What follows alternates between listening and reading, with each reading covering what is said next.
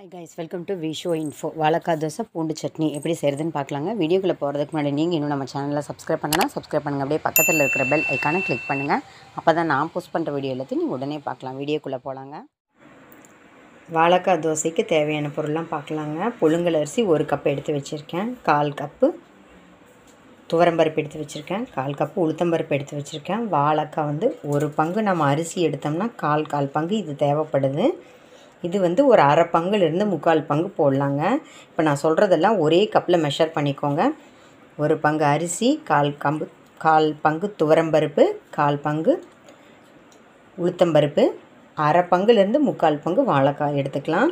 இப்போ இதை பருப்பு அரிசி எல்லாமே ஒன்றாவே கழுவிட்டு ஊற வச்சுக்கலாம். அது கூடயே கழுவிட்டு இந்த மிளகாவையும் ஊற வச்சுக்கலாங்க. மிளகாவையும் இந்த மாதிரி நல்லா தண்ணியில் ஊற வச்சு நம்ம எதுக்கு அரைச்சாலும் இப்போ தோசை மாவுக்கு அரைக்கிறோம், மிளகாயை ஊற வச்சு அரைச்சி செய்கிற ரெசிபிக்கு கலர் நல்லா கிடைக்கும், டேஸ்ட்டும் நல்லாயிருக்கும். வாழைக்காயை தண்ணியில் போட்டு வச்சுருக்கேன். இப்போ இதை ஊற வச்சுட்டு காமிக்கிறேங்க. பாருங்கள், எல்லாத்தையும் ஒன்றா சேர்த்தாச்சு. இப்போ கழுவிட்டு காமிக்கிறேன். தண்ணியில் நல்லா கழுவிட்டு ஊற வச்சாச்சுங்க.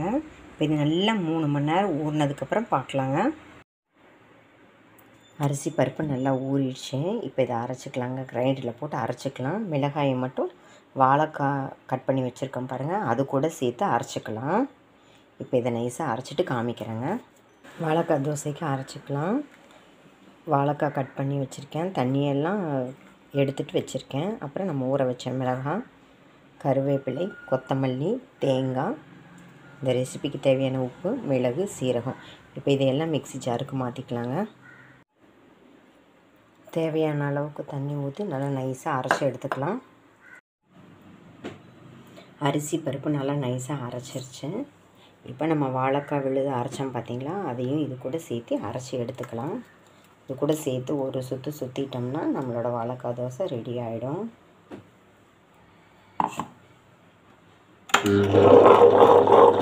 சீரகம், கொத்தமல்லி விதை, சோம்பு, மிளகு, பட்டை, கிராம்பு இதெல்லாம் தலா 1 ஸ்பூன் எடுத்துக்கோங்க. நைட்டே 1 டம்ளர் தண்ணியில் இதெல்லாம் கொதிக்க வச்சு ஆற வச்சு எடுத்து மூடி வச்சுடுங்க. காலையில் வெறும் வயிற்றோட ஒரு 5 நாளைக்கு இதை நம்ம குடிச்சிட்டு வந்தோம்னா நோய் அப்படிங்கிற வார்த்தைக்கே இடம் இல்லைங்க. நம்ம ரொம்ப ஆரோக்கியமாக இருக்கலாம். ட்ரை பண்ணி பாருங்கள். வாழைக்காய் தோசை மாவு அரைச்சி ரெடியாக இருக்குங்க. இதை அரைச்ச உடனே ஊற்றிக்கலாம். புளிக்க வைக்கணுங்கிற அவசியம் இல்லை. அப்படி எனக்கு புளிக்க வச்சா தான் பிடிக்கும் அப்படின்னு நீங்கள் நினச்சிங்கன்னா 1 ஹவர்லேருந்து 2 ஹவர்ஸ் வரைக்கும் புளிக்க வச்சா போதுங்க. புளிக்கவே வேண்டியதில்லை. தோசைக்கு தாளிச்சிக்கலாம். 1 டீஸ்பூன் ஆயில் ஊற்றிக்கலாம். ஆயில் ஹீட் ஆகிடுச்சு. கடுகு சேர்த்திக்கலாம். இந்த கடுகு வெடித்தோடனே இதை எடுத்து நம்ம வாழைக்காய் தோசை மாவு அரைச்சி வச்சுருக்கோம்ல அதில் சேர்த்துக்கலாம். தாளிச்சதை இதில் சேர்த்துக்கலாங்க. சேர்த்து நல்லா மிக்ஸ் பண்ணிக்கலாம். பெருங்காயத்தூள் சேர்த்துக்கலாம். தோசை ஊற்றிக்கலாங்க.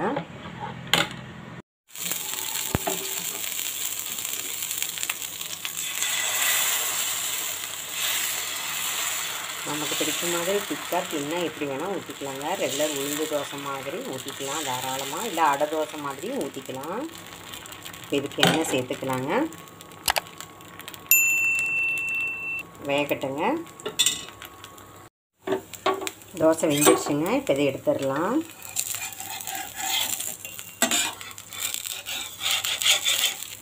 ஒரே 1 செகண்ட் மட்டும் திருப்பி போடுறேன். இது திருப்பி போடாமே எடுக்கலாம். 1 சைடு எடுத்தாலே சூப்பராக வரும்.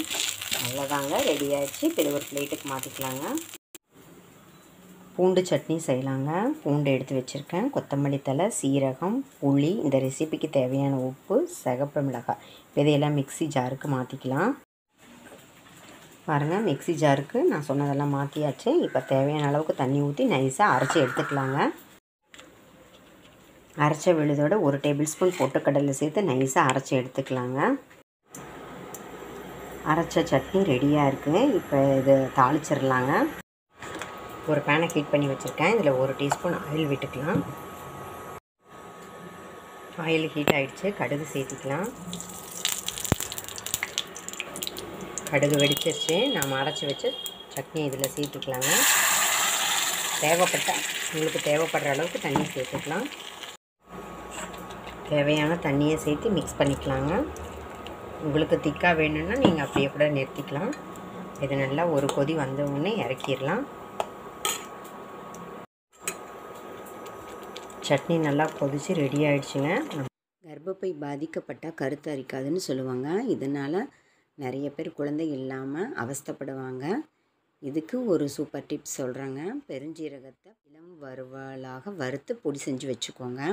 காலையில் நைட்டு டிஃபனும் சாப்பாடும் சாப்பிட்டதுக்கு பின்னாடி 2 கிராம் அளவு எடுத்து இதை அப்படியே நம்ம பனங்கல்கண்டு சேர்த்து சாப்பிட்டுட்டு வந்தோம்னா கர்ப்பப்பை சம்மந்தப்பட்ட அனைத்து பிரச்சனையும் தீருங்க. ட்ரை பண்ணி பாருங்கள். பெண்களுக்கான கர்ப்பப்பை சம்மந்தப்பட்ட பிரச்சனை இருக்கிறவங்களுக்கு இது ரொம்ப யூஸ்ஃபுல்லான டிப்ஸுங்க.